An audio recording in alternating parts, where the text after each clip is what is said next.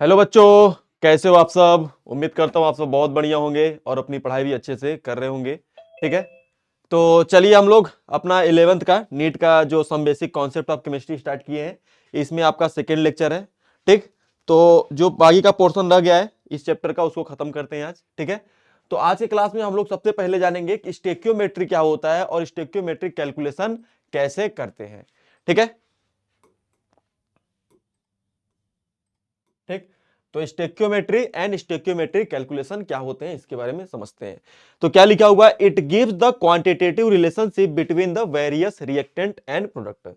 तो जो अपना स्टेक्योमेट्रिक कैलकुलेशन होता है उसमें हम लोग क्या करते हैं, जो रिएक्टेंट होता है और जो प्रोडक्ट होता है उसको एक दूसरे के साथ रिलेट करते हैं with the help of mole, volume, ठीक है, या नंबर ऑफ मॉलिक्यूल्स। इसके थ्रू क्या करते हैं, एक दूसरे में रिलेशन स्टेब्लिश करते हैं रिएक्टेंट और प्रोडक्ट में। इसी को हम लोग बोलते हैं स्टेक्योमेट्री, और उसका जो कैलकुलेशन करते हैं उसको बोलते हैं स्टेक्योमेट्रिक कैलकुलेशन।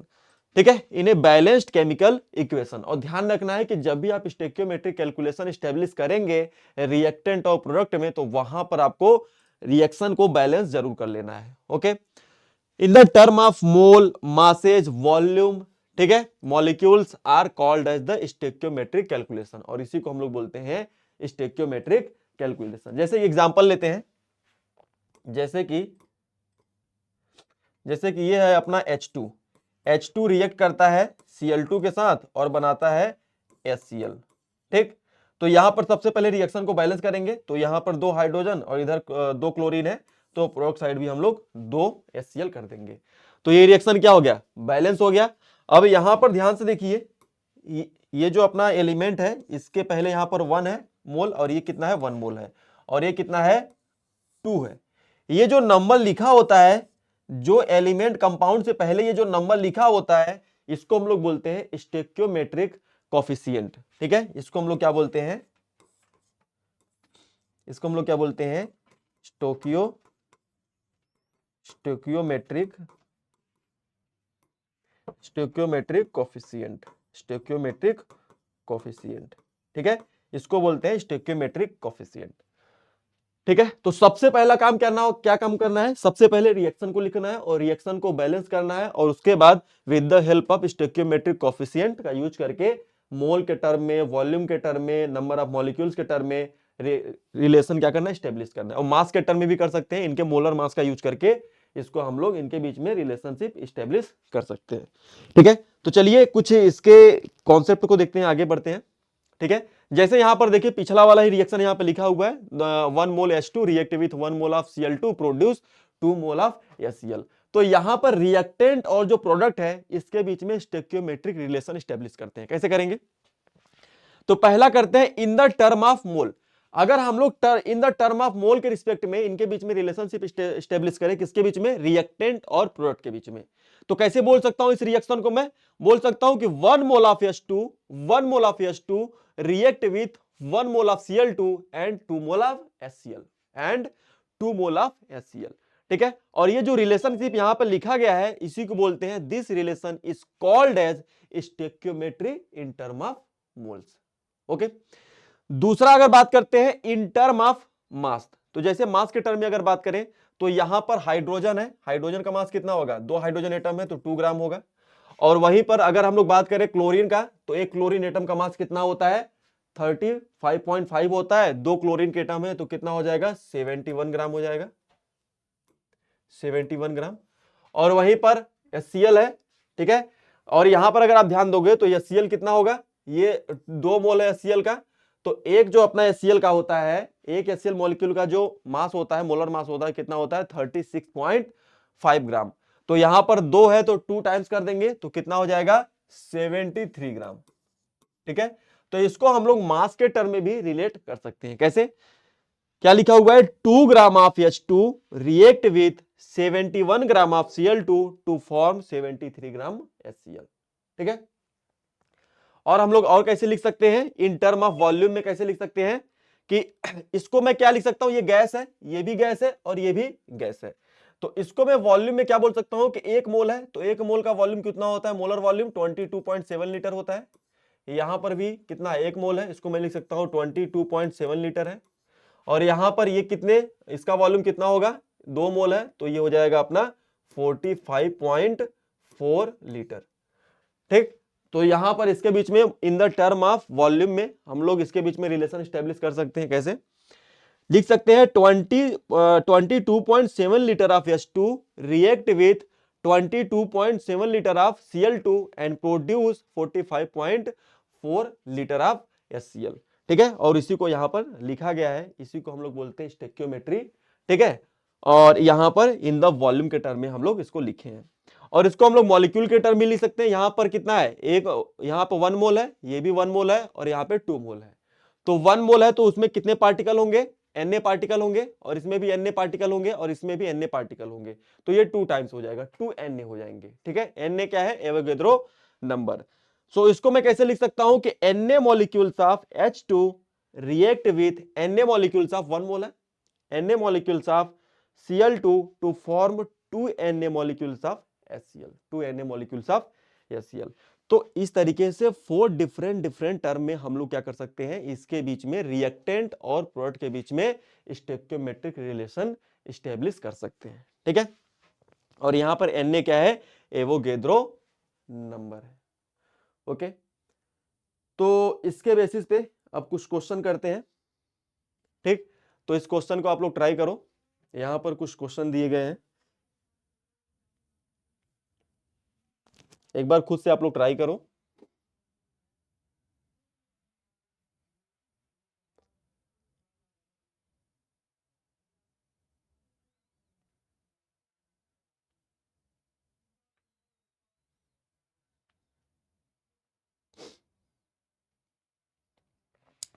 कैसे करेंगे? 16 gram of O2 react with H2। तो O2 जो है 16 ग्राम है, रिएक्ट कर रहा है किसके साथ? H2 के साथ, एंड प्रोड्यूस H2O। क्या बनाएगा? H2O बनाएगा, वाटर बनाएगा। ठीक, तो सबसे पहला काम रिएक्शन को बैलेंस करना है। यहां पर एक ऑक्सीजन है तो इधर 2 कर देते हैं, तो यहां पर ऑक्सीजन 4 हो गए, यहां पर भी 4 कर देते हैं। रिएक्शन क्या हो गया? बैलेंस हो गया। ठीक है, अब इसको मैं क्या लिख सकता हूं? ये कितने मोल है? यहां पर देखिए कितने मोल है, ये 1 मोल है। 1 mole of O2 react with 4 mole of H2, sorry यहां पर कितना होगा? 2 मोल होगा ना, ये कितना होगा? 2H2, 2 mole of H2 and produce 2 mole of H2O। ठीक है, इसको मास के टर्म में भी लिख सकते हैं। कैसे लिखेंगे? यहां पर लिखेंगे कितना होगा? ये 36, 32, 2 ऑक्सीजन के एटम है, 32 gram of O2 react with 4 gram of H2 and produce 36। 1 water molecule का मास कितना होता है? 18 होता है। 2 वाटर के मॉलिक्यूल है, कितना हो जाएगा? 36 ग्राम हो जाएगा। ठीक है, अब हमसे क्वेश्चन में पूछ रहा है कि find out amount of water found, ठीक है, 16 ग्राम से। तो यहां पे इस रिएक्शन को देख के मैं क्या बोल सकता हूं कि 32 gram of O2, 32 gram of O2 produce 36 gram of H2O। ठीक है, इस रिएक्शन को देख के मैं बोल सकता हूं स्टोइकियोमेट्रिक रिलेशन के बेसिस पे। तो 1 ग्राम O2 से कितना प्रोड्यूस होगा? 36 divide by 32 gram of H2। लेकिन क्वेश्चन में हमसे बोला है कि 16 ग्राम O2 से कितना प्रोड्यूस होगा। तो यहां पर 16 gram of 16 gram of O2 से कितना प्रोड्यूस होगा? 36 डिवाइड बाई 32 इंटू में 16। ठीक है, इसको सॉल्व करना है तो ये हो जाएगा अपना, ये हो जाएगा 2 टाइम्स जाएगा, और यहां पर ये इसको सॉल्व करेंगे तो कितना हो जाएगा? 18 ग्राम ऑफ H2। तो 16 ग्राम से कितना प्रोड्यूस होगा? 18 ग्राम अपना H2O प्रोड्यूस होगा, वाटर प्रोड्यूस होगा। ओके, चलिए आगे बढ़ते हैं। ये वाला क्वेश्चन ट्राई कीजिए आप लोग।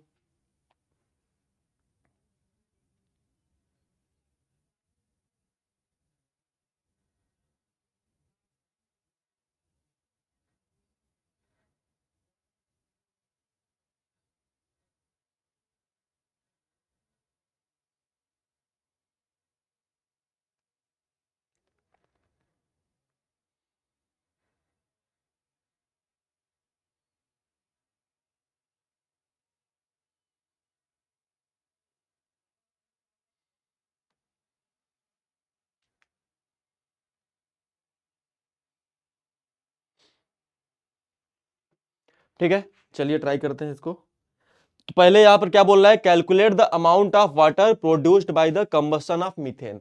मीथेन का कंबशन रिएक्शन लिखना है और उसके बाद बताना है कि 16 ग्राम मीथेन से कितना बनेगा। तो एक काम करते हैं, सबसे पहले CH4 का कंबशन रिएक्शन लिखते हैं। तो O2 के साथ रिएक्शन कराना है, क्या बनेगा, CO2 बनेगा और क्या बनेगा, H2O बनेगा। ठीक है, अब बैलेंस कीजिए, यहां पर कितना कार्बन, एक कार्बन, तो इधर भी एक कार्बन, 4 हाइड्रोजन है, इधर कितने हैं, 2 हैं, तो यहां पर भी 2 कर दीजिए। ऑक्सीजन कितना हो गया, 2 और 2 कितने हो गए, 4 हो गए, तो यहां पर कितना कर दीजिए, 2। अब देखिए ये रिएक्शन क्या हो गया, बैलेंस हो गया। तो इसको मैं क्या लिख सकता हूं, क्या बोल सकता हूं, यहां पर ये 1 मोल है, तो 1 mole of CH4 react with 2 mole of O2 and produce 1 mole CO2 and 2 mole H2O। ठीक है, और इसको, ये तो मोल के टर्म में मैंने लिखा, इसको मैं मास के टर्म में भी लिख सकता हूं। कैसे लिखूंगा, यहां पर क्या लिखूंगा मैं कि एक कार्बन 4 हाइड्रोजन, कितना हो जाएगा मोलर मास, 16 ग्राम। तो 16 gram of CH4 react with O2। O2 कितने मोल है, 2 मोल है, 1 मोल का होता है 36, 2 मोल का कितना हो जाएगा, 2 मोल का कितना हो जाएगा 64 gram of O2 and produce 44 gram of CO2 and 36 gram of H2O। ठीक है, और क्वेश्चन में हमसे क्या बोला था, क्वेश्चन में बोला है कि 16 ग्राम मीथेन से, 16 ग्राम मीथेन से, तो यहां पर आप देख सकते हो 16 ग्राम मीथेन से वाटर पूछा है, वाटर कितना प्रोड्यूस हो रहा है, 36 ग्राम। तो यहां पे लिख सकते हो 36 ग्राम CH4 produce 36 gram of water. ठीक है, तो कितना हो जाएगा आंसर, 36 ग्राम। ओके, तो इस तरीके से इस क्वेश्चन को करना है। चलिए आगे बढ़ते हैं, ये वाला क्वेश्चन ट्राई कीजिए आप लोग।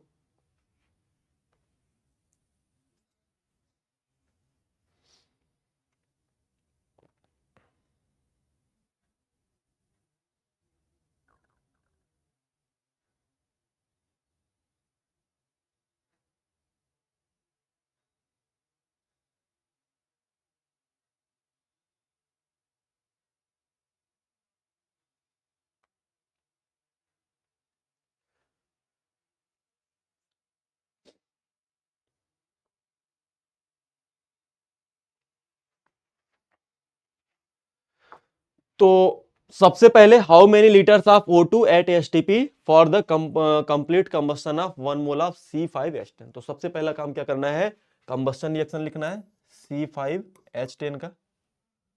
ठीक है, तो इसका कंबस्शन रिएक्शन लिखते हैं, क्या हो जाएगा,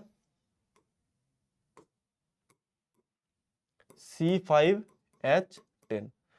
तो O2 के साथ रिएक्शन कराना है, क्या बनेगा अपना CO2 और क्या बनेगा H2O। सबसे पहले रिएक्शन को बैलेंस करेंगे, तो यहां पर 5 कार्बन है, तो यहां पर भी 5 कर दीजिए। यहां पर 10 हाइड्रोजन है, तो यहां पर 5 कर दीजिए। कितने हो गए टोटल ऑक्सीजन, यहां पर 10 ऑक्सीजन इधर और इधर 5, टोटल हो गए 15 डिवाइड बाई 2 कर देंगे, तो ऑक्सीजन भी क्या हो जाएगा, बैलेंस हो जाएगा। ठीक है, अब यहां पर क्या रिलेशन है इनके बीच में, देखिए ये 1 मोल है, तो क्या मैं बोल सकता हूं कि 1 mole of C5H10 react with 15 by 2 mole of O2 and produce 5 mole of CO2 and 5 mole of H2O। यहां तक ठीक है। अब देखिए बोल रहा है 1 मोल से कितना लीटर O2 का जरूरत पड़ेगा। तो 1 मोल से कितने मोल बन रहे, कितने मोल ऑक्सीजन रिएक्ट कर रहे हैं, 15 डिवाइड बाई 2 मोल। ठीक है, तो इसको लीटर में अगर हम लोग बात करें तो क्या हो जाएगा, क्या मैं बोल सकता हूं कि 1 मोल ऑफ O2 किसके इक्वल टू होगा लीटर में, 1 mole of O2 equal to 22.7 litre of O2। Molar volume हो जाएगा 1 मोल में। ठीक है, लेकिन हमको निकालना है कितने मोल के लिए, 15 डिवाइड बाई 2 मोल के लिए, क्योंकि 1 मोल से ये बन रहा है और इतने मोल से कितना होगा ऑक्सीजन, कितने लीटर ऑक्सीजन की जरूरत पड़ेगा। तो 15 divide by 2 moles of O2 से कितना बनेगा, मतलब कितने कितने बराबर होगा ये 22.7 इंटू में 15 डिवाइड बाई 2, तो इतने लीटर ऑफ ऑक्सीजन की जरूरत पड़ेगा, लीटर ऑफ O2। ठीक है, इतने लीटर ऑफ ऑक्सीजन की जरूरत पड़ेगा, और ये हो जाता है इक्वल 1, इसका जो वैल्यू आता है 170.25 लीटर ऑफ O2। ठीक, तो ये हो जाएगा अपना आंसर।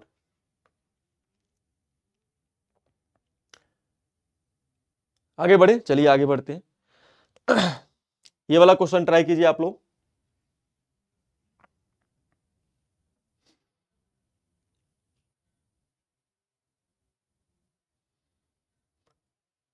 एक मिनट का टाइम लीजिए, खुद से ट्राई कीजिए, क्योंकि खुद से ट्राई करना जरूरी है।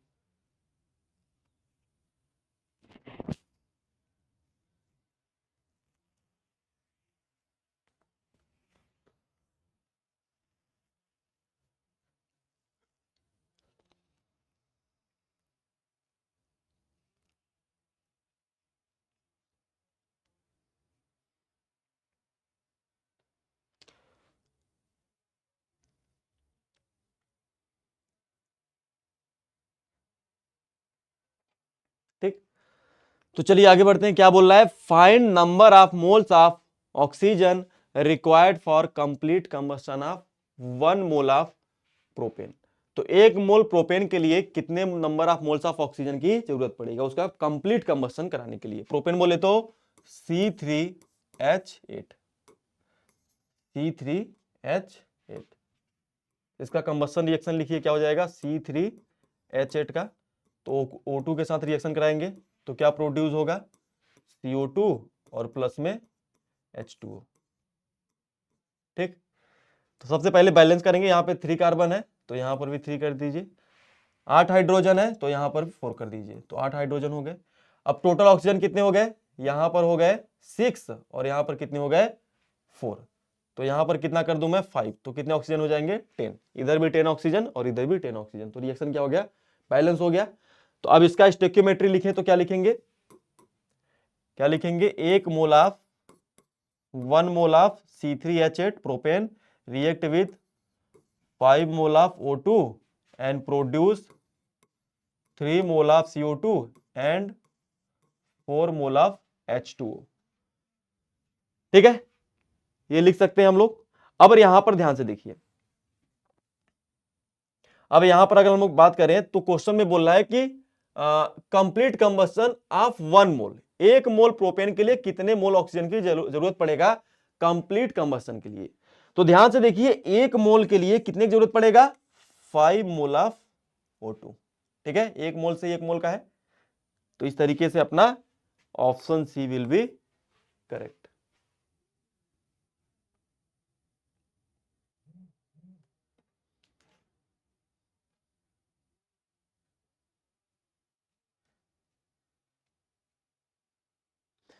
ओके, चलिए अब बात करते हैं स्टोइकियोमेट्रिक रिलेशन के, कुछ वही जो हम लोग बात किए उसी के पॉइंट्स हैं। ठीक है, कि stoichiometric calculation can be done by using following method. तो हम लोग ये सब सीख चुके हैं, मास और मास के बीच में रिलेशनशिप स्टेब्लिश करके, मास वॉल्यूम में रिलेशनशिप स्टेब्लिश करके, मोल और मोल में स्टेब्लिश करके, मोल और वॉल्यूम में रिलेशन स्टेब्लिश करके कैलकुलेट कर सकते हैं स्टोइकियोमेट्रिक कैलकुलेशन। ठीक है, अब बात करते हैं कि लिमिटिंग रिएजेंट क्या होता है। ठीक है, नेक्स्ट टॉपिक है लिमिटिंग रिएजेंट। क्या बोल रहा है कि देखिए, लिमिटिंग रिएजेंट बोलते किसको है, जब भी हमारा कोई केमिकल रिएक्शन होता है, ठीक है, तो ऐसा हो सकता है कि एक उसमें एक से ज्यादा रिएक्टेंट हो, और अगर एक से ज्यादा रिएक्टेंट होंगे तो एक रिएक्टेंट का मास जो है वो कम हो सकता है दूसरे के रिस्पेक्ट में। तो ऐसे केस में जिसका मास कम होगा वो रिएक्शन मिक्सर में पहले कंज्यूम होगा, सबसे पहले वही खत्म हो जाएगा। ठीक है, तो जो रिएक्शन मिक्सर में रिएक्टेंट में सबसे पहले कंज्यूम होता है वही जो प्रोडक्ट होगा उसके अमाउंट को डिसाइड करेगा, कि जो प्रोडक्ट बनेगा उसका अमाउंट क्या होगा। तो जो रिएक्शन मिक्सर में सबसे पहले कंज्यूम होता है, जो रिएक्टेंट सबसे पहले कंज्यूम होता है, उसी को हम लोग बोलते हैं लिमिटिंग रिएजेंट। और जो जो जो लास्ट में होता है, या बोले जिसका अमाउंट एक्सेस में होता है, उसको हम लोग बोलते हैं एक्सेस रिएजेंट। ठीक है, तो यहां पर उसी के बारे में लिखा हुआ है कि the reactant that get consumed during the reaction and limit the amount of product formed is known as the limiting reagent। उसको हम लोग क्या बोलते हैं? लिमिटिंग रीजेंट बोलते हैं। ठीक है, जो कंज्यूम होता है, get consume during the reaction and limit the amount of product, क्योंकि वही रिएक्शन जो प्रोडक्ट होगा, प्रोडक्ट के अमाउंट को लिमिटिंग रीजेंट ही डिसाइड करेगा। ठीक है, तो इसको जैसे एग्जांपल से देखते हैं। जैसे एग्जांपल ले लेते हैं H2 का, H2 gas react with O2 और क्या बनाता है? HCl, 2 mole of HCl। तो जब भी आप लिमिटिंग रिएजेंट का फंडा लगाएंगे, उससे पहले आपको रिएक्शन को इस तरीके से बैलेंस कर लेना है। ठीक है, अच्छा, अब जैसे क्वेश्चन में बोले कि 3 मोल ऑफ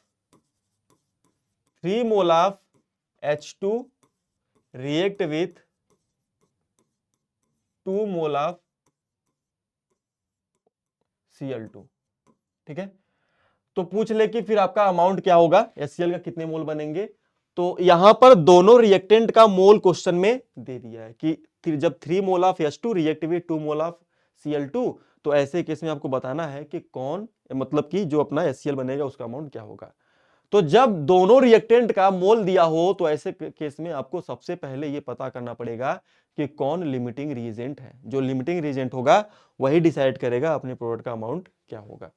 ठीक है, तो यहां पर सबसे पहले रिएक्शन को बैलेंस कर लेना है, और इसका स्टोइकियोमेट्री कितना होगा? 1 होगा, और इसका भी स्टोइकियोमेट्री कितना होगा?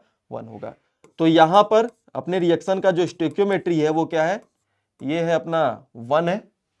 ठीक है, कितना है? 1 मोल, और इसका स्टोइकियोमेट्री कितना है? 1 मोल है।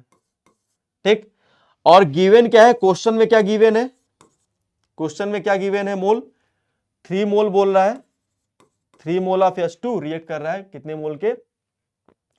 2 मोल ऑफ, सॉरी यहां पर Cl2 होगा ना, यहां पर Cl2 होगा।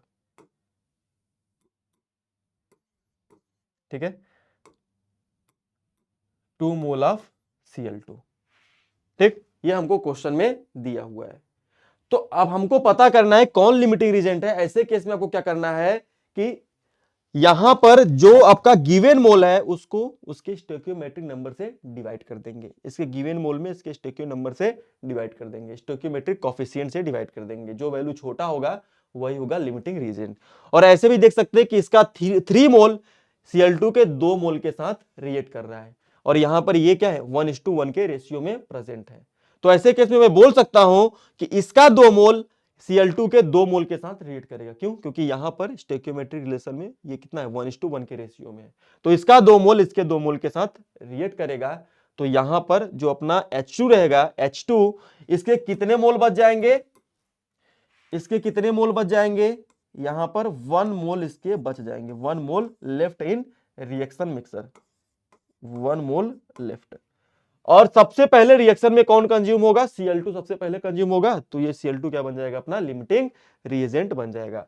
और इसको कैलकुलेट करने का तरीका क्या है? सबसे पहले क्या करेंगे, इसका जो गिवन मोल है क्वेश्चन में उसको डिवाइड कर दीजिए। गिवन मोल कितना है? 3 है, और स्टोइकियोमेट्रिक नंबर क्या है? 1 है। तो इसको डिवाइड करिए, कितना आएगा? 3। उसके उसी तरीके से यहां पर 2 given mole divide by stoichiometric number, इसको डिवाइड कीजिए। जो वैल्यू छोटा आएगा, ये वैल्यू क्या है? मिनिमम वैल्यू है। ये वैल्यू क्या है? मिनिमम वैल्यू है। तो इस तरीके से ये अपना हो जाएगा O2, क्या अपना Cl2 जो है वो क्या बन जाएगा? Limiting reagent. ठीक, और H2 क्या बन जाएगा? एक्सेस रिएजेंट, क्योंकि इसका अमाउंट क्या है? एक्सेस में है। ठीक है, तो इस तरीके से करना है। ओके, तो आपको कैसे कैलकुलेट करना है? कैलकुलेशन ऑफ लिमिटिंग रिएजेंट कैसे कैलकुलेट करते हैं उसका फार्मूला देख लेते हैं। ठीक है, stoichiometric calculation of stoichiometric calculation of limiting reagent, calculation of limiting reagent. कौन सा फार्मूला यूज करते हैं हम लोग? यहां पर गिवन मोल्स क्या होता है? Given moles divide by stoichiometric coefficient, stoichiometric coefficient से डिवाइड करेंगे। जो मिनिमम वैल्यू होगा, जो मिनिमम वैल्यू होगा वो बन जाएगा अपना लिमिटिंग रिएजेंट बन जाएगा। ठीक है, तो इस तरीके से पता करते हैं अपना कि कौन सा लिमिटिंग रिएजेंट होगा और कौन सा एक्सेस रिएजेंट होगा। जैसे एक क्वेश्चन करते हैं यहां पर, जैसे H2 react with N2 react with H2 and produce ammonia NH3। तो सबसे पहला काम क्या है, रिएक्शन को बैलेंस करना। तो यहां पर बैलेंस कर लीजिए, 2 नाइट्रोजन एटम है, यहां पर भी 2 कर दीजिए, हाइड्रोजन 6 हो गए तो यहां पर 3 कर दीजिए। तो रिएक्शन क्या हो गया, बैलेंस हो गया। ठीक है, अब क्वेश्चन में क्या बोल रहा है हमसे, मानो क्वेश्चन में बोल रहा है कि गिवन है हमको, गिवन इन क्वेश्चन क्या गिवन है कि 5 मोल ऑफ N2 रिएक्ट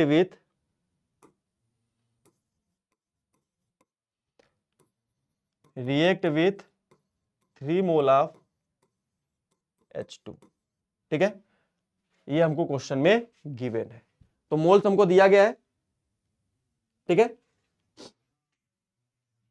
यहां पर क्वेश्चन में मोल्स दे दिया है, कैलकुलेट कीजिए आप लोग, एक बार ट्राई कीजिए। ठीक है, यहां पर चाहे तो यहां पर इसको कर लेते हैं कैलकुलेशन के लिए, सही कैलकुलेशन के लिए यहां पर 5:3 के रेशियो में करते हैं। ठीक है, कैलकुलेट कीजिए, सबसे पहले पता कीजिए कौन लिमिटिंग रीजेंट है और उसके बाद कैलकुलेट कीजिए अपना इसका अमाउंट। ठीक है, इसके मोल्स कितने प्रोड्यूस होंगे, कितने मोल्स प्रोड्यूस होंगे। तो स्टोइकियोमेट्री पहले कितना दिया हुआ है, 1 mole of N2 react with 3 mole of H2 and produce 2 मोल। ठीक है, ये क्वेश्चन में गिवन है, सॉरी ये स्टोइकियोमेट्री है, ये हमारा स्टोइकियोमेट्री है, रिएक्शन में दिया गया है। अब हमारा जो गिवन है वो क्या है, N2 कितना मोल है, 5 मोल है,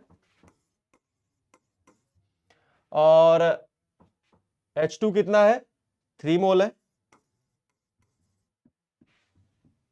ठीक, कैलकुलेट कीजिए, लिमिटिंग रीजन कैलकुलेट कीजिए, कैसे करेंगे, given mole divide by stoichiometric number, given mole divide by stoichiometric number, given mole 3, stoichiometric number 3, तो ये कितना आएगा 5 आएगा और ये कितना आएगा 1 आएगा। तो इसका वैल्यू छोटा है, इसका वैल्यू क्या है, छोटा है, तो ये क्या बन जाएगा लिमिटिंग रीजेंट।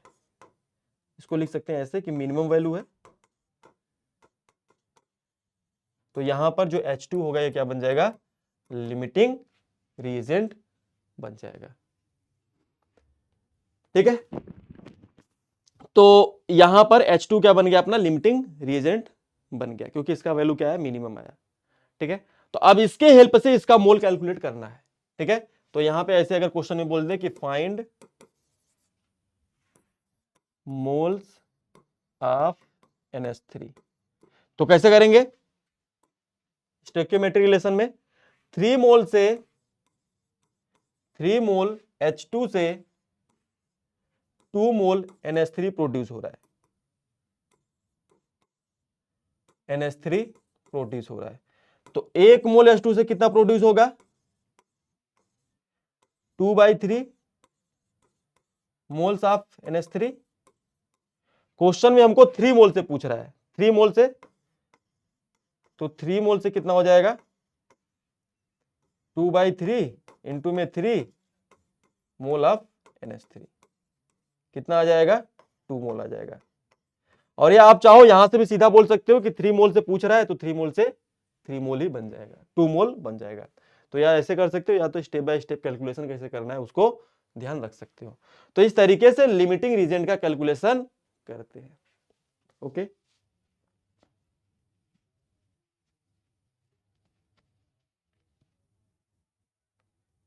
ठीक,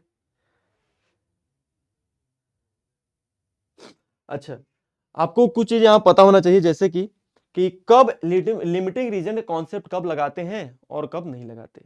ठीक है, तो जब भी क्वेश्चन में, जब भी जो आपका क्वेश्चन दिया गया है उसमें रिएक्टेंट क्या हो, एक से ज्यादा रिएक्टेंट्स हो, जैसे कि 2 रिएक्टेंट्स हैं, ठीक है, और इस रिएक्शन में 2 रिएक्टेंट्स हैं और दोनों रिएक्टेंट्स की जानकारी दिया हो, दोनों के मोल्स दिया हो, तो ऐसे केस में आपको दोनों के पता करना पड़ेगा कि कौन लिमिटिंग रीजेंट है, वहां पे कैलकुलेशन करना पड़ेगा। अगर दोनों के मोल से दिए हो, एक से ज्यादा रिएक्टेंट का इंफॉर्मेशन दिया हो, लेकिन अगर केवल एक का ही दिया हो, रिएक्टेंट 2 है 3 है, ठीक है, लेकिन वहां पर जो इंफॉर्मेशन है वो केवल एक रिएक्टेंट का दिया है कि 1 मोल इतने सा कितना मोल बनेगा अपना प्रोडक्ट वाले का, तो वहां पे आपको लिमिटिंग रीजन निकालकर डायरेक्ट आपको कैलकुलेशन करना होगा। लेकिन वहीं पर अगर एक से ज्यादा रिएक्टेंट का मोल दिया होगा तो सबसे पहले पता करना होगा कौन लिमिटिंग रीजेंट है, और उसके बाद आपको कैलकुलेशन करना होगा। ठीक है, तो इस तरीके से आप लिमिटिंग रीजेंट के फंडे को ध्यान रखेंगे। चलिए आगे बढ़ते हैं। तो इसके रिगार्डिंग जो स्टेप बाय स्टेप कैसे कैलकुलेट कर सकते हैं उसके बारे में लिखा गया है कि divide the given moles of reactant by the respective stoichiometric coefficient. Step 2 में क्या करना है, see that the for which reactant is this division come to be minimum reactant having the minimum value that will be the limiting reagent for you. ठीक है, third step में क्या करना है, if we have found the limiting reagent then our focus should be on the limiting reason to find out the amount of product. फिर limiting reagent के basis पे हमको क्या करना है, अपना प्रोडक्ट को कैलकुलेट करना है। ठीक है, सबसे पहले गिवन मोल को डिवाइड कीजिए स्टोइकियोमेट्री से, फिर उसका देखिए मिनिमम नंबर कौन सा है, मिनिमम पता चल गया तो वही हो जाएगा लिमिटिंग रीजेंट, और उसके बाद आपको क्या करना है, प्रोडक्ट का अमाउंट कैलकुलेट कर लेना है। ठीक, तो इस क्वेश्चन को ट्राई कीजिए, लिमिटिंग रीजन पे बेस्ड है। इसमें आपको क्या करना है, लिमिटिंग रीजन कौन सा होगा ये बताना है। अमोनिया और O2 में कौन लिमिटिंग रीजेंट है इसको कैलकुलेट करना है।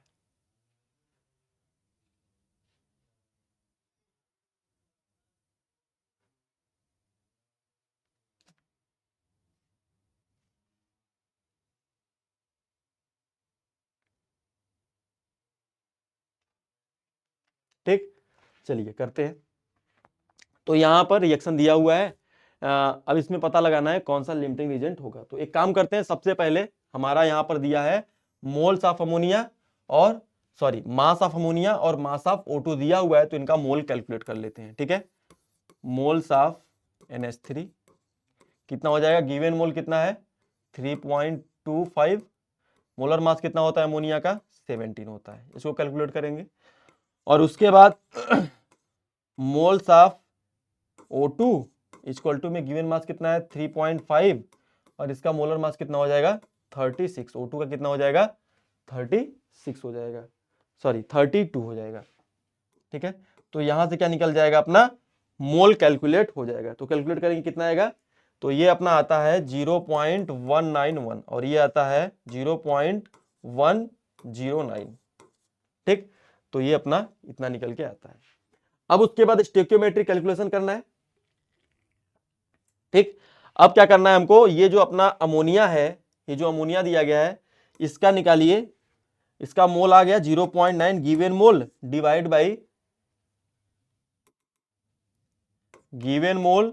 बाई स्टोइकियोमेट्रिक नंबर कितना है 4, इसको कैलकुलेट करना है। तो इसको कैलकुलेट करेंगे तो ये आता है 0.477। ठीक है, और दूसरे वाले करते हैं इसका, ऑक्सीजन के केस में तो गिवन मोल कितना है 0.109 और डिवाइड बाई, यहां पर जीरो भी होगा। ठीक है, यहां पर 0.0047 डिवाइड बाई यहां पर कितना हो जाएगा, इसके मोल्स कितने हैं 5, और इसको कैलकुलेट करते हैं तो ये आता है 0.210। ठीक है, 210, तो जो वैल्यू छोटा वही होगा अपना लिमिटिंग रीजेंट। तो इसको कंपेयर कीजिए ऑक्सीजन वाले के साथ और चेक कीजिए, बताइए कौन सा लिमिटिंग रीजेंट होगा। इसका वैल्यू क्या है, छोटा है, मिनिमम वैल्यू है, तो ये क्या बन जाएगा अपना लिमिटिंग रीजेंट बन जाएगा। O2 क्या हो जाएगा, लिमिटिंग रीजेंट हो जाएगा। तो लिमिटिंग रीजेंट क्या हो जाएगा O2। ठीक, इस वाले क्वेश्चन को ट्राई कीजिए।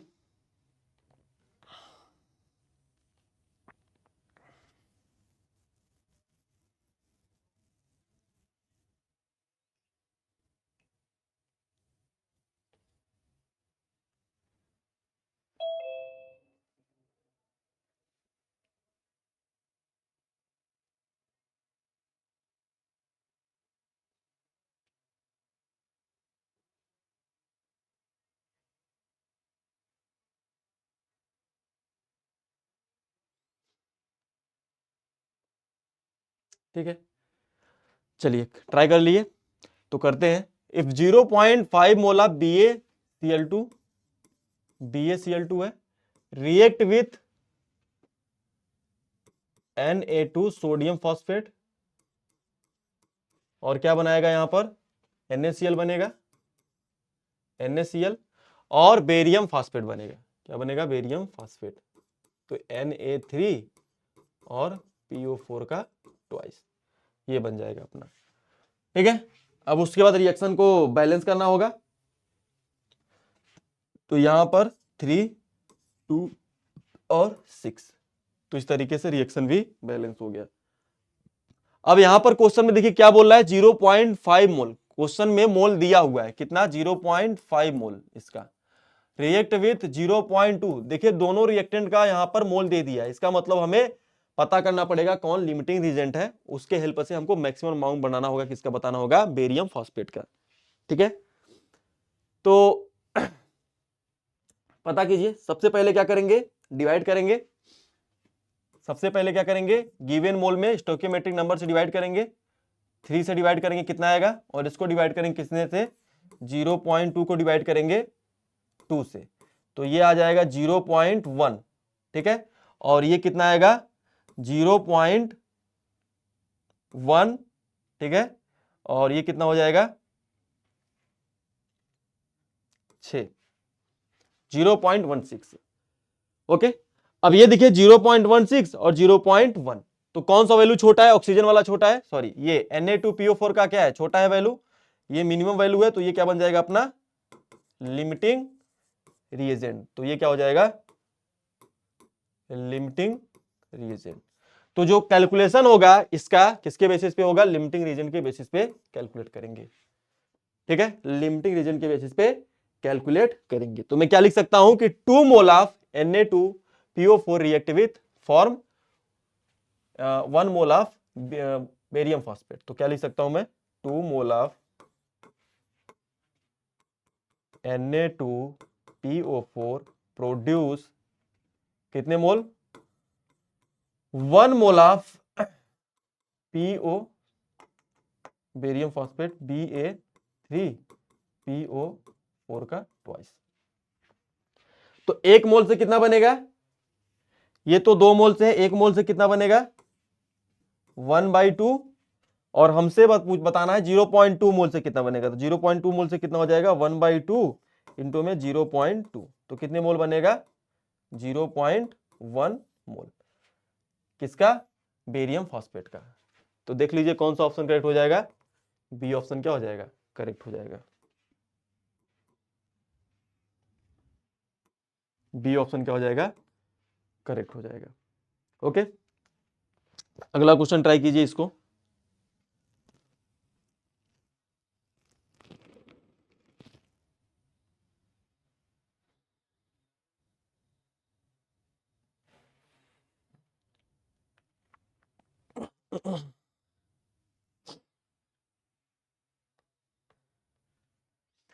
यहां पे क्या बोल रहा है कि 4 gram of hydrogen ignited with 4 gram of oxygen, the amount of water कितना बनेगा, इसको हमको बताना है। सबसे पहले रिएक्शन लिखिए, तो यहां पर रिएक्शन लिखेंगे 2H2O react with O2 produce 2 mole of H2O। ठीक है, स्टोइकियोमेट्रिक मोल कितना है, 2 मोल है, ये कितना है, 1 मोल है। ठीक, अब यहां पर गिवन इसका निकालना पड़ेगा, गिवन मोल निकालना पड़ेगा। तो एक काम करते हैं, पहले गिवन मोल ही निकाल लेते हैं। इसका 4 ग्राम है, तो यहां पर 4 डिवाइड बाई कितना कर देंगे, 4 डिवाइड बाई 4। गिवन मास कितना है इसका, हाइड्रोजन का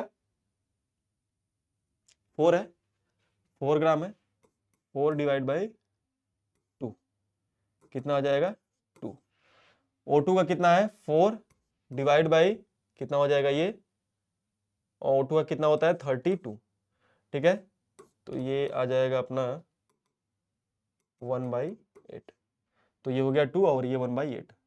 तो गिवन मोल को डिवाइड कर दीजिए इसके स्टोइकियोमेट्रिक नंबर से, ये आ जाएगा 1, और ये कितना आ जाएगा, 1/8 को डिवाइड कीजिए 1 से कितना आ जाएगा 1/8 आ जाएगा। तो इसका अमाउंट क्या है, छोटा है, मिनिमम वैल्यू है। अगर ये मिनिमम वैल्यू है तो ये अपना क्या बन जाएगा, लिमिटिंग रिएजेंट ये बन जाएगा। ठीक है, और लिमिटिंग रिएजेंट पता चल गया तो इसी के बेसिस पर आपको बताना है कि कितने मोल अपना बनेगा वाटर, वाटर कितने मोल बनेगा। तो यहां पर देखिए 1 मोल से 2 मोल बन रहा है, 1 मोल O2 से 2 मोल H2 बन रहा है, H2।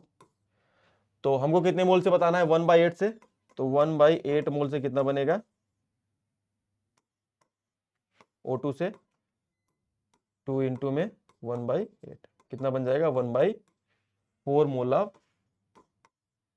H2।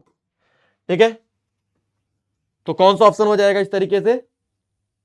अच्छा यहां पे हमको मास पूछा है, अमाउंट ऑफ वाटर, तो हमको यहां पे अमाउंट पूछा है, मोल पता चला है अभी, तो क्या फॉर्मूला लगाएंगे, गिवन मास वाला 1/8 और यहां पे आ जाएगा मास ऑफ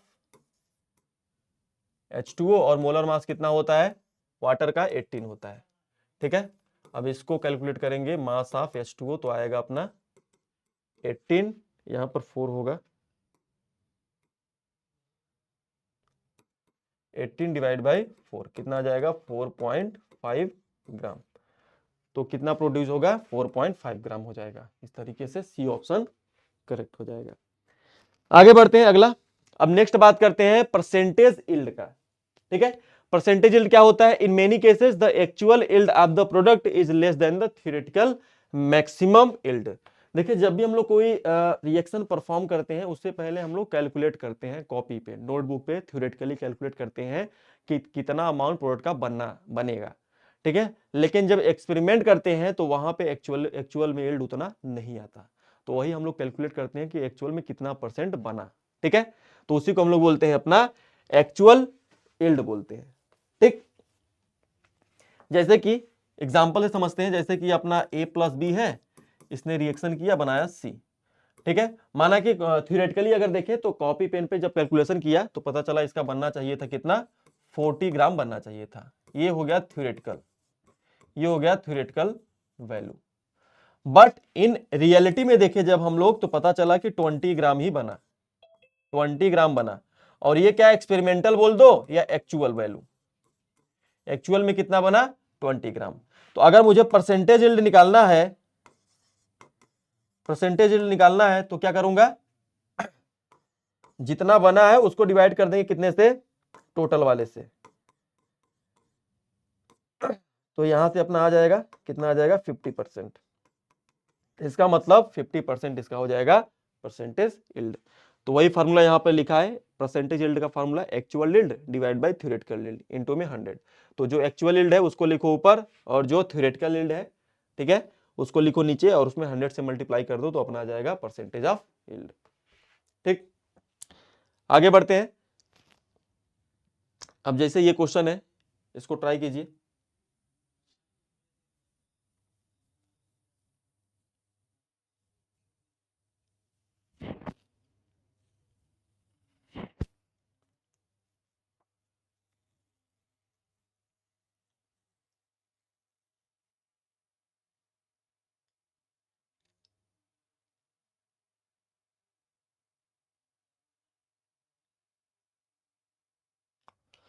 ठीक है, यहां पर देखिए क्या बोल रहा है कि फॉर ए रिएक्शन, ये रिएक्शन दिया हुआ है, we initially 1 mole of X, 3 mole of Y and 4 mole of Z is taken.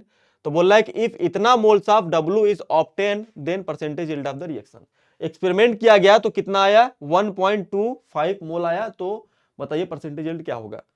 तो इसका मतलब थ्योरेटिकल वाला हमको पता करना है। देखिए ज्यादातर क्वेश्चन में एक्सपेरिमेंटल दिया रहता है, थ्योरेटिकल कैलकुलेट करना होता है, फिर परसेंटेज यील्ड निकालना होता है।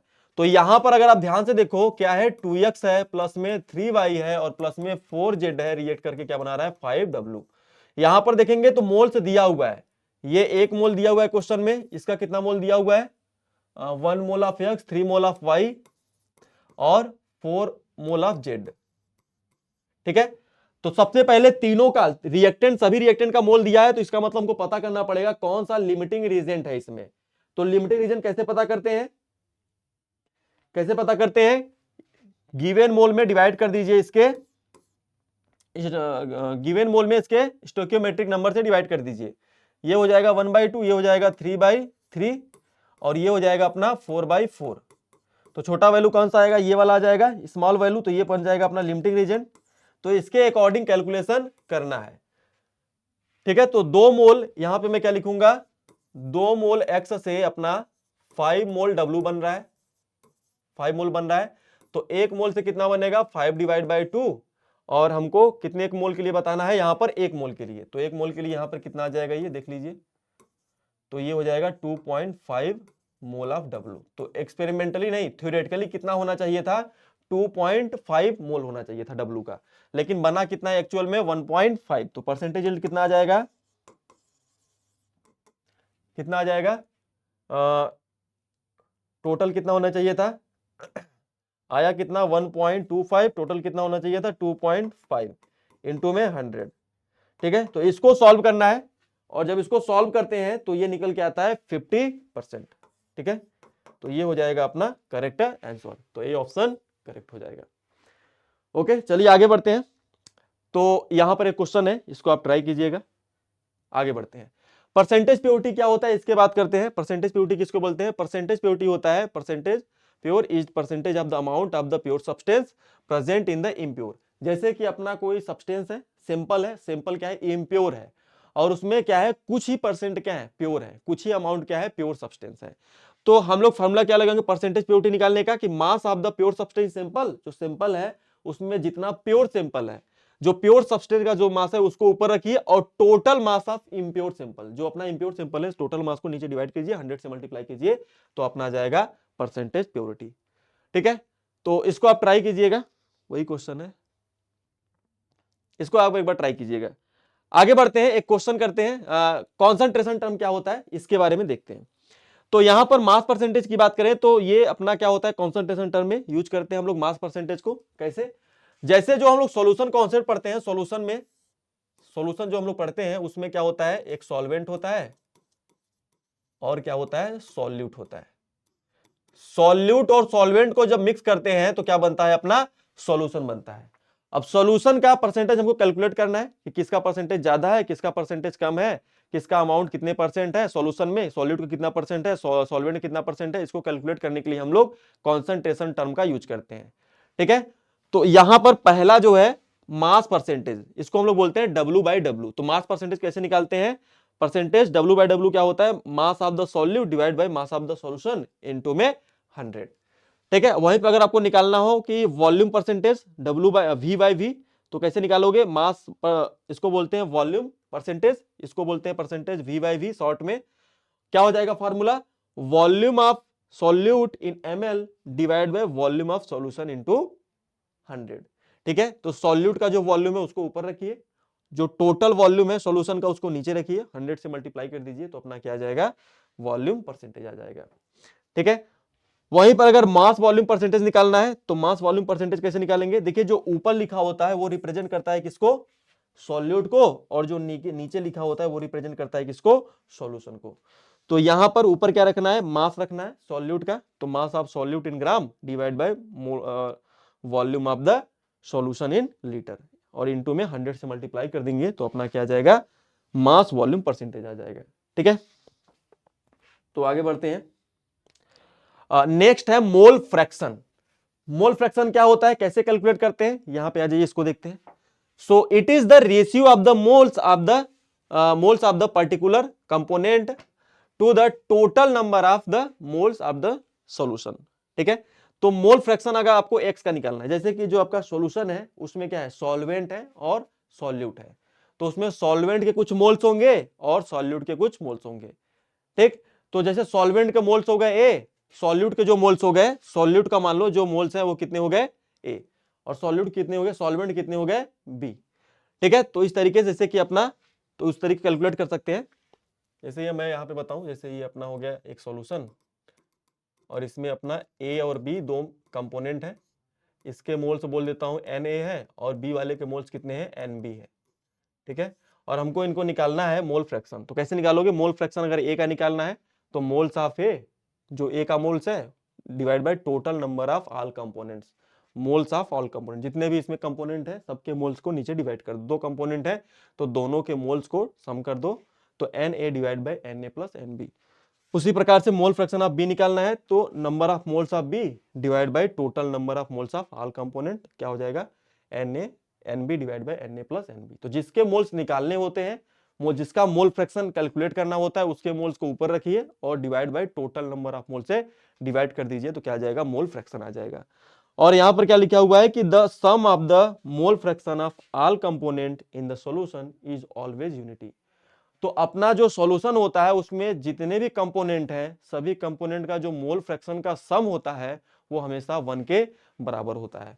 तो अगर मैं यहां पर लिखूं मोल फ्रैक्शन ऑफ ए प्लस में मोल फ्रैक्शन ऑफ बी, तो ये किसके बराबर होगा 1 के बराबर होगा। ठीक है, तो इस तरीके से मोल फ्रैक्शन को डिफाइन करते हैं। अब जैसे ये एक क्वेश्चन है, इसको ट्राई कीजिए।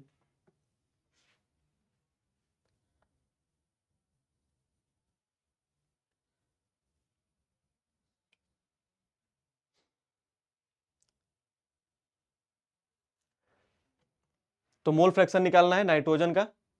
ठीक है, तो सबसे पहले यहां पर मास दिया हुआ है ऑक्सीजन नाइट्रोजन का और कार्बन डाइऑक्साइड का, तो इनका निकालना होगा मोल। तो कैसे निकालेंगे, सबसे पहले निकालते हैं मोल्स ऑफ N2। तो गिवन मास कितना है 56 डिवाइड बाई नाइट्रोजन कितना हो जाएगा 28, तो कितना 2 टाइम्स आएगा ये। मोल्स ऑफ O2 कितना हो जाएगा, कितना दिया हुआ है 96 और डिवाइड बाई कितना हो जाएगा ये 36, तो कितना जाएगा 3 टाइम्स आएगा। और यहां पर दिया हुआ है मोल्स ऑफ CO2, तो कितना दिया है गिवन मास 44 और इसका मोलर मास कितना होता है 44, तो सॉल्व करेंगे कितना आएगा 1। तो यहाँ पे मोल्स तीनों कंपोनेंट का निकाल लिए। अब हमसे पूछा है कि मोल फ्रैक्शन ऑफ नाइट्रोजन का, तो जिसका मोल पूछा है, मोल फ्रैक्शन पूछा है, उसके मोल्स को ऊपर रखिए। तो मोल्स ऑफ नाइट्रोजन ऊपर और बाकी टोटल नंबर ऑफ मोल से डिवाइड कर दीजिए। 2 + 3 + 1 कितना हो जाएगा 2 डिवाइड बाई 6 हो जाएगा। ठीक है, 1/3 आ जाएगा। तो ये हो जाएगा अपना आंसर 0.33। ठीक है, आगे बढ़ते हैं। नेक्स्ट टर्म है अपना कॉन्सेंट्रेशन का मोलैरिटी, जिसको हम लोग कैपिटल एम से रिप्रेजेंट करते हैं। मोलैरिटी क्या होता है, डिफिनेशन क्या होता है, it is defined as the number of moles of the solute in 1 litre of the solution. 1 litre के सॉल्यूशन में कितने नंबर ऑफ मोल्स है सॉल्यूट के, उसको हम लोग बोलते हैं मोलैरिटी। इसको हम लोग कैपिटल एम से डिनोट करते हैं। ठीक है, और मोलैरिटी का फॉर्मूला क्या होता है, capital M equal to number of moles of solute divide by number of moles of solution. और इसको हम लोग इस तरीके से भी लिख सकते हैं ml में, ये तो लीटर में है। इसको अगर मैं ओपन करके लिखूं तो क्या हो जाएगा, given mass of solute divide by molar mass of solute into में 1000 divide by volume in ml। ठीक है, तो ये वाले फार्मूले का भी हम लोग यूज करते हैं कैलकुलेट करने में मोलैरिटी को।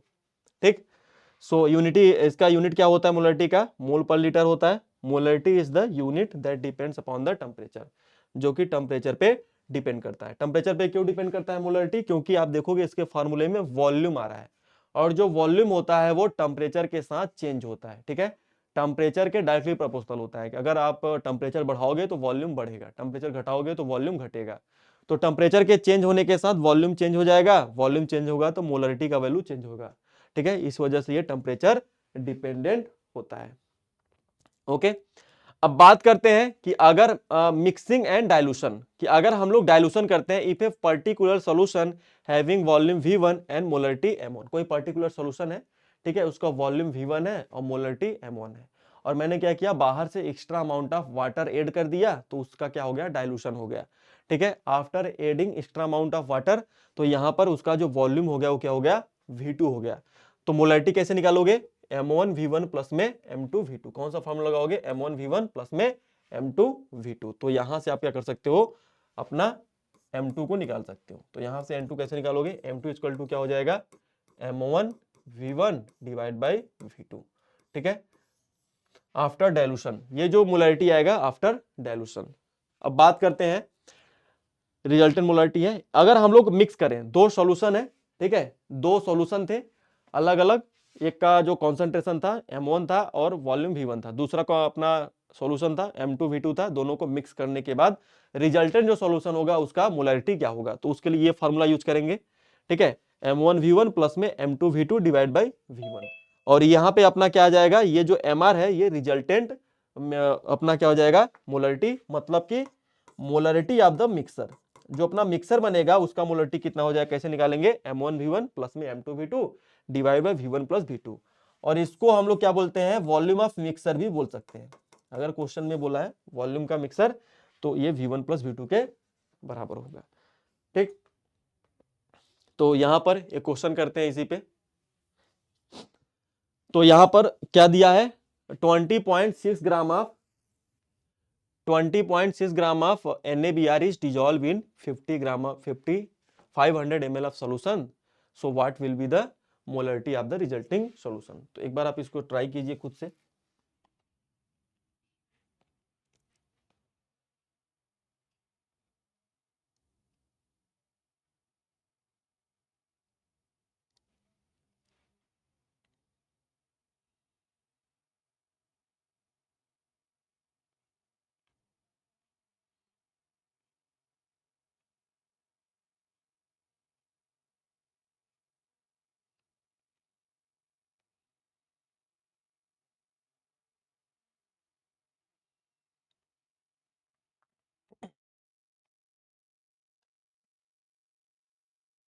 क्या हो जाएगा, यहां पर NaBr है, ठीक है, और सोडियम है। NaBr का सबसे पहले क्या निकालना पड़ेगा, मोलर मास। तो यहां पर 20.6 ग्राम ऑफ NaBr डिजोल्व किया जा रहा है 500 ml के सॉल्यूशन में, तो मोलरिटी पूछ रहा है।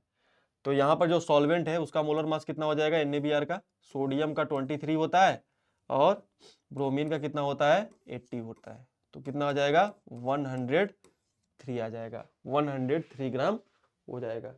ठीक है,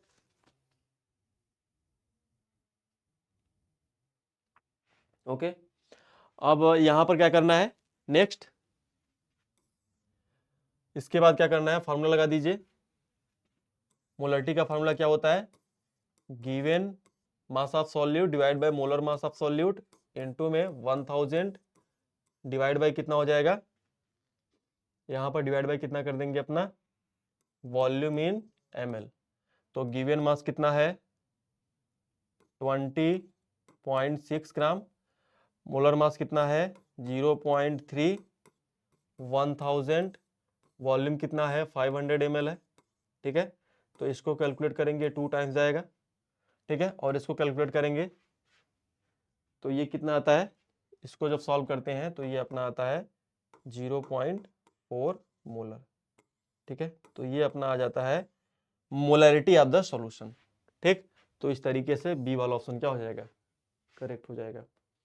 ओके, तो आगे बढ़ते हैं अब अगले कॉन्सेप्ट पे। अगला कॉन्सेप्ट क्या है, मोलैलिटी। मोलैलिटी क्या होता है, जैसे मोलैलिटी होता है, मोलैलिटी होता है, दोनों में डिफरेंस है, ध्यान रखना है, मोलैलिटी और मोलैरिटी में डिफरेंस है। जो मोलैलिटी होता है उसको हम लोग स्मॉल m से रिप्रेजेंट करते हैं।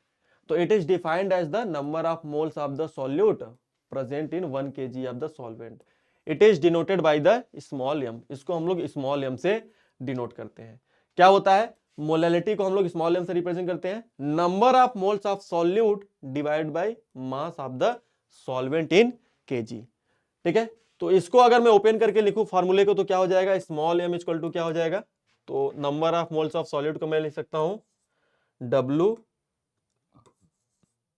मास of the solute divide by molar mass of the solute into में 1000 डिवाइड बाय, यहां पर मास ऑफ द सॉल्वेंट, इसको मैं लिख देता हूं WA।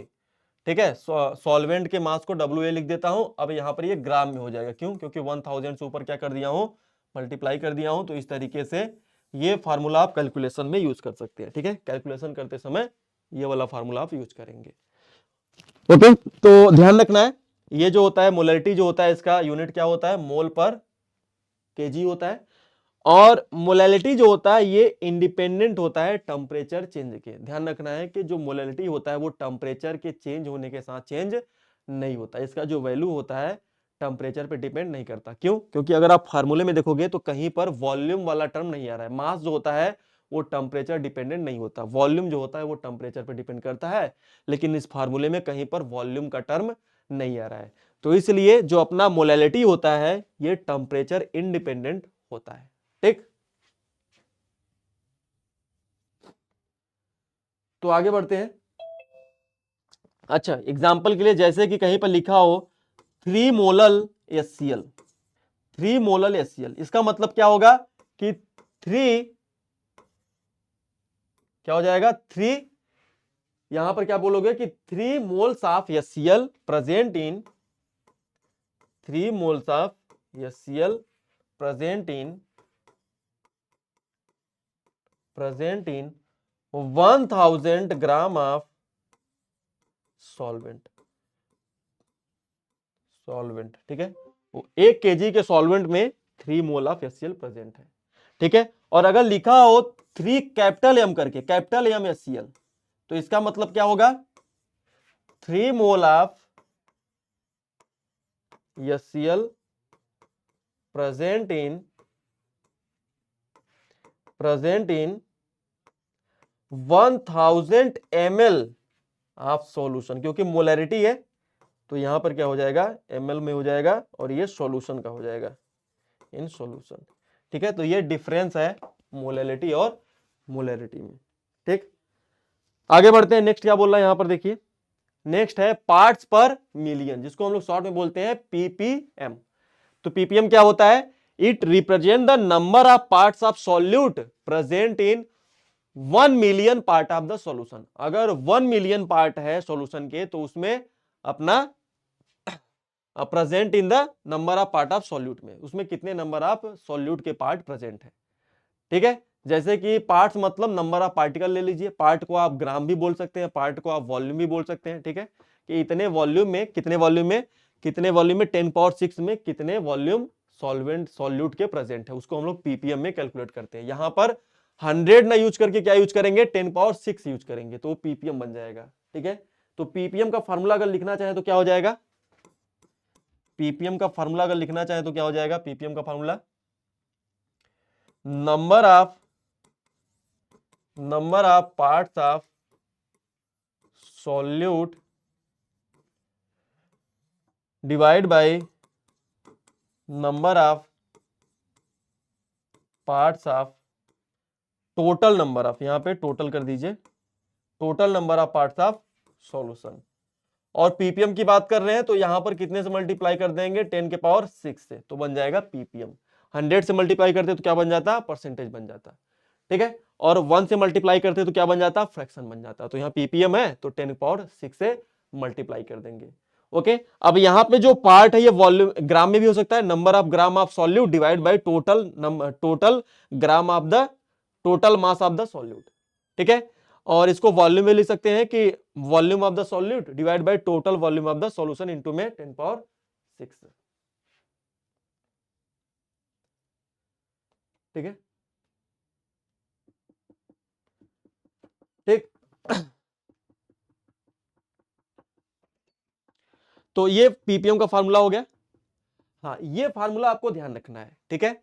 Relation between the different concentration term, जो डिफरेंट कॉन्सेंट्रेशन टर्म होते हैं, ठीक है, इसके उनके बीच में जो रिलेशन होता है उसको आपको ध्यान रखना है, क्योंकि एग्जाम में सबसे ज्यादा जो क्वेश्चन आते हैं उसमें ये हेल्प करता है। ये फार्मूले आपको प्रैक्टिस करके ध्यान में रखना है।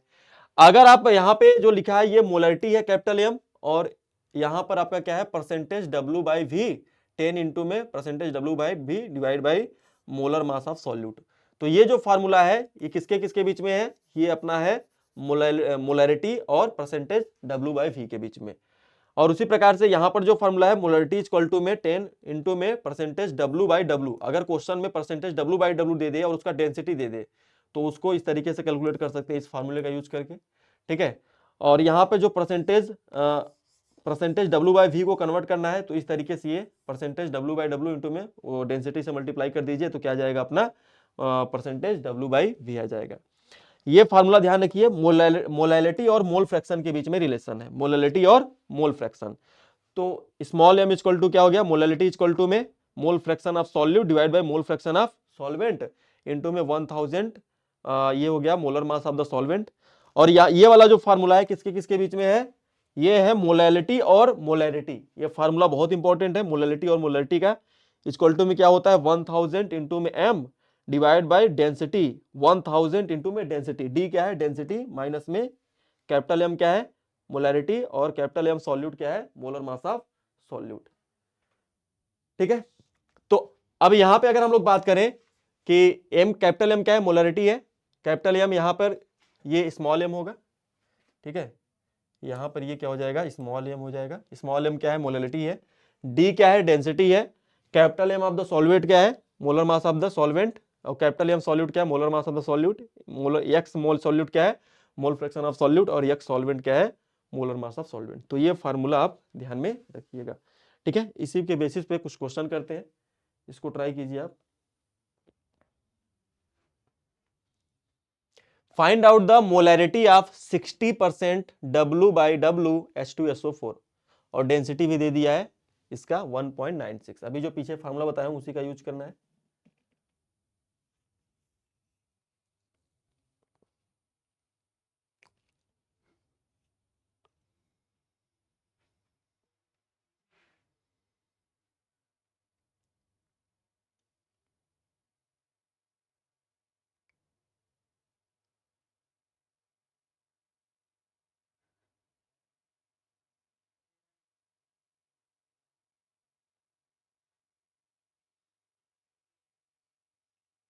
तो क्या हो जाएगा फार्मूला, क्या हो जाएगा, यहां पर हमको निकालना है मोलैरिटी, तो फार्मूला क्या हो जाएगा 10, यहां पर पीछे देखिए फार्मूला क्या लिखा हुआ है 10 इंटू में W/W इंटू में D, 10 इंटू में परसेंटेज W/W इंटू में D, डिवाइड बाई कितना हो जाएगा, डिवाइड बाई कितना दिया है molar mass of solute, capital M solute. ठीक है, तो कैलकुलेट करते हैं 10 इंटू में परसेंटेज कितना दिया हुआ है W/W का 60, डेंसिटी कितना दिया हुआ है 1.96, और मोलर मास ऑफ H2SO4 कितना होता है H2SO4 का, इसको कैलकुलेट करोगे तो क्या हो जाएगा 2 प्लस में 32 प्लस में 64 कितना आएगा 98 आएगा। ठीक है, तो molar mass of the solute से डिवाइड कर दो 98 से। ठीक, और इसको जब कैलकुलेट करते हैं तो ये फाइनल आंसर जो इसका आता है 12 मोलर आता है। ठीक है, तो ये सी वाला ऑप्शन क्या हो जाएगा करेक्ट हो जाएगा।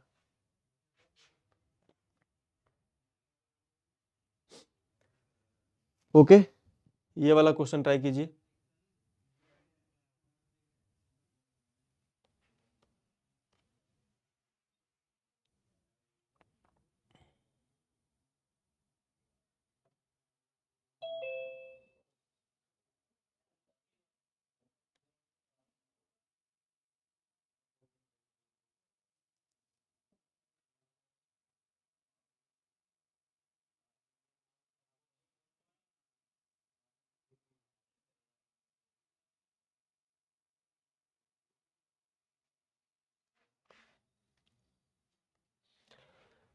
कितना हो जाएगा, यहां पे पूछ रहा है amount of glucose required to prepare 250 ml of M/20 aqueous solution.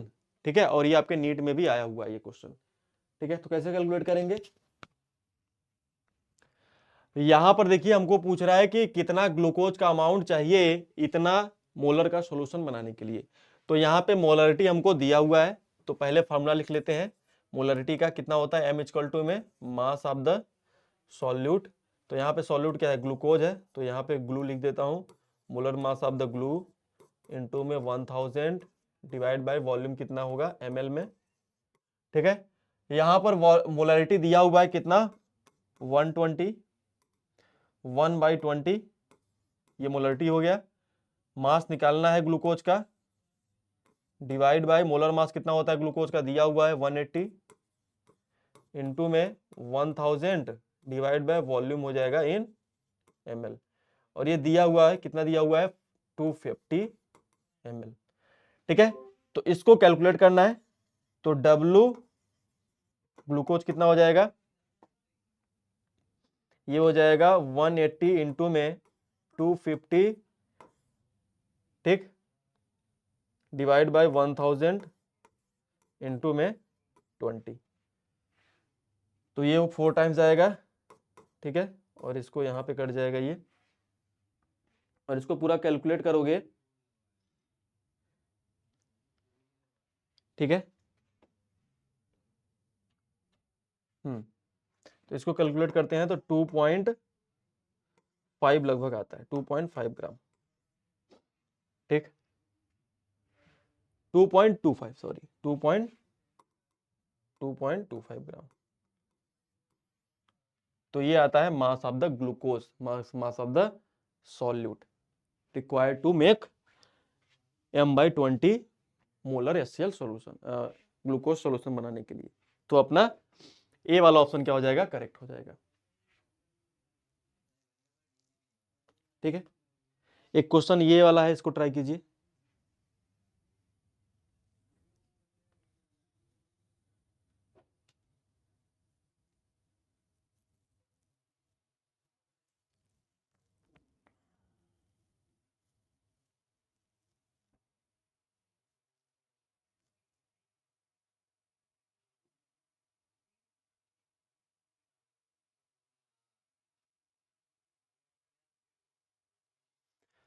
क्या बोल रहा है यहाँ पर, ध्यान से देखिए। 1 gram of sodium hydroxide react with इतना ml of the solution, the mass of the sodium hydroxide left unreacted equal to, ठीक है। नीट में आया है 2024 में। तो सबसे पहले यहाँ पर देखिए क्या करिए कि सोडियम हाइड्रोक्साइड के कितने मोल प्रेजेंट है इसको निकालिए, मास निकालिए किसका, मोलरिटी का फॉर्मूला लगा के मास ऑफ द सोडियम हाइड्रोक्साइड। तो क्या होता है formula, WB divide by MB into में 1000 divide by volume in ml। तो यहां से हमको WB निकालना है सोडियम हाइड्रोक्साइड का, तो कैपिटल M इंटू में कैपिटल MB इंटू में वॉल्यूम इन ml और डिवाइड बाई कितना हो जाएगा, W 1000 ओनली, ठीक है। अब जो क्वेश्चन में दिया गया है उसको रख दीजिए, ठीक। तो मोलरिटी कितना दिया हुआ है, 0.7, मास कितना होगा, मोलर मास कितना होगा सोडियम हाइड्रोक्साइड का, 40 हो जाएगा, वॉल्यूम कितना हो जाएगा, 225 हो जाएगा ml, और ये 1000 से इसको डिवाइड कर दीजिए, ठीक है। तो ये अपना आ जाएगा मास ऑफ द सोडियम हाइड्रोक्साइड, और ये आता है 0.68, कितना आता है, 0.68 ग्राम, ठीक है। और यहां पर ध्यान से देखिए, इस रिएक्शन में जो सोडियम हाइड्रोक्साइड है इसको HCl के साथ रिएक्शन कर रहे हैं, न्यूट्रलाइजेशन रिएक्शन हो रहा है। तो यहां पर NaOH रिएक्ट कर रहा है किसके साथ, HCl के साथ, और क्या बना रहा है यहां पर, NaOH NaCl प्लस में H2O, ओके। तो यहां पर ये जो है इसका कैलकुलेट कीजिए, सोडियम कितना है, सोडियम हाइड्रोक्साइड 40 ग्राम है, और यहाँ पे HCl कितना है, 36.5 ग्राम है। तो स्टोइकियोमेट्रिक रिलेशन स्टेब्लिश करेंगे और उसके बाद इसको कैलकुलेट करेंगे। तो मैं यहाँ पे क्या बोल सकता हूं कि 36.5 gram of HCl react with, जो अपना 36.5 ग्राम है HCl रिएक्ट कर रहा है किसके साथ, NaOH के साथ, ठीक। कितने ग्राम, 40 gram of 40 gram of NaOH के साथ, ठीक है। तो अगर हमारा 0.68 ग्राम हो तो कितना हो जाएगा, ये 40 डिवाइड बाई 36.5 इंटू में 0.68 ग्राम NaOH, कितना आएगा, 0.75, कितना आ जाएगा, 0.75 ग्राम। तो इतने ग्राम ऑफ NaOH रिएक्ट करेगा, ठीक है, ठीक है, इतना पे। तो अब हमसे पूछा था कि hydroxide, sodium hydroxide, mass of sodium hydroxide कितना बचेगा, तो इतना रिएक्ट किया, तो यहाँ पे 1 माइनस 1 ग्राम था, और रिएक्ट कितना किया, 0.75, इसको माइनस करेंगे कितना आएगा, 0.25 ग्राम। तो इतना ग्राम सोडियम हाइड्रोक्साइड का रिएक्ट किया है, ठीक है। तो ये ग्राम में आ गया, मिलीग्राम में पूछ रहा है, तो 1000 से क्या करेंगे, डिवाइड करेंगे, मल्टीप्लाई करेंगे, तो कितना आएगा, 250 मिलीग्राम, 250 मिलीग्राम, मिली mg, मिलीग्राम, ठीक है। तो अपना बी वाला ऑप्शन क्या हो जाएगा, करेक्ट हो जाएगा, ओके। चलिए फिर कुछ क्वेश्चन होमवर्क में रहेगा, आप लोग इसको घर पे ट्राई कीजिएगा, okay. Thank you so much, I hope आप लोग को समझ में आएगा। ठीक है, okay, bye bye, take care सभी को।